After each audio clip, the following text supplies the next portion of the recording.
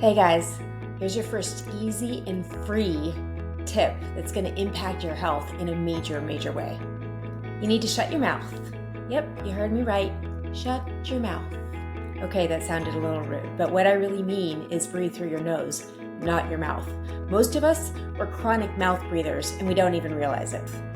When we breathe through our nose, we actually activate our parasympathetic nervous system, which is your rest, relax, and heal mode. It lowers your anxiety levels, it lowers your blood pressure, it helps you feel more grounded, and it also activates nitric oxide production in your airways. Nitric oxide is a chemical that helps to A, boost your immune system, B, increase your circulation, and C, increase the energy level in your cells.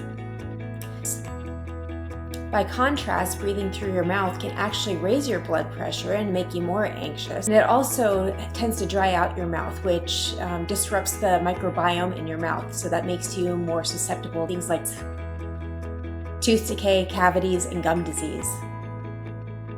We also have something called chemoreceptors in our body, which measure the level of carbon dioxide in our blood. But as we breathe more and more through our mouths, we're actually getting more and more sensitive to those levels of carbon dioxide. When you breathe more through your nose, sometimes you're going to feel like you're suffocating, but you're actually not. It's just those sensitive chemoreceptors. So the more you practice breathing through your nose, the less sensitive those chemoreceptors become and the more comfortable you become with breathing through your nose. That feeling of suffocating is especially applicable when you're exercising. Even when you're exercising, you should be breathing through your nose. And I know it's hard to do when you're not used to it because we're all used to running along and panting through our mouth. But we're drying out our airways, we're drying out our mouth. We're not getting the nitric oxide into our blood that we need for energy production that way. So I would recommend starting low and slow and just breathing through your nose as much as you can until you can't stand it anymore, and then mouth breathe for a little while. And then the next time you exercise, increase your breathing time through your nose again and keep increasing it more and more and more. Before long, you're going to find out that you can run further and faster or walk further and faster, whatever your exercise might be, because your body's going to be getting more energy.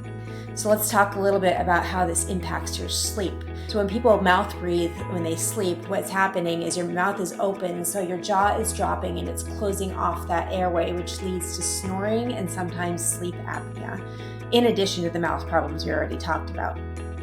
But when you breathe through your nose and you keep your mouth shut, your chin stays forward, it keeps those airways open, and you're able to get a much better night's rest with much more energy fueling your cells while you're in that rest and recovery mode.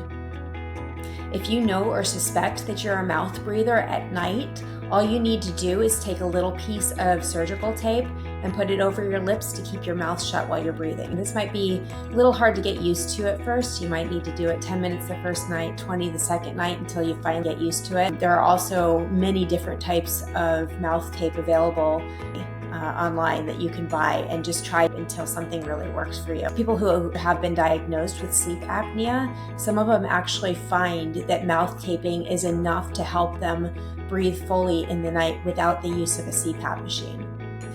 Nighttime breathing is super important too, because when you do snore or have sleep apnea, your body is going to be constantly in a state of stress because it thinks you're dying. You're basically suffocating yourself at night, so your body's going to keep waking you up over and over again to make sure that you stay alive.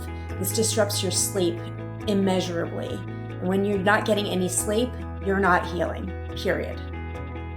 You should also know that increased stress at night is also raising your cortisol levels, which is in turn raising your blood sugar levels. And when we get high blood glucose and no sleep, that leads to weight gain. Practicing nose breathing doesn't cost you a penny. It just takes some effort and a little bit of self-training. But if you stick to it over time, you're going to notice some huge impacts to your health in a good way. So if you're ready to improve your well-being, improve your sleep, improve your dental health, and just feel a whole lot better, try some nose breathing. And by the way, if you're having a hard time with this, you need some more help, go ahead and schedule a free consultation on my website, crescentclearing.com, and I'll be happy to talk to you. Have a great day.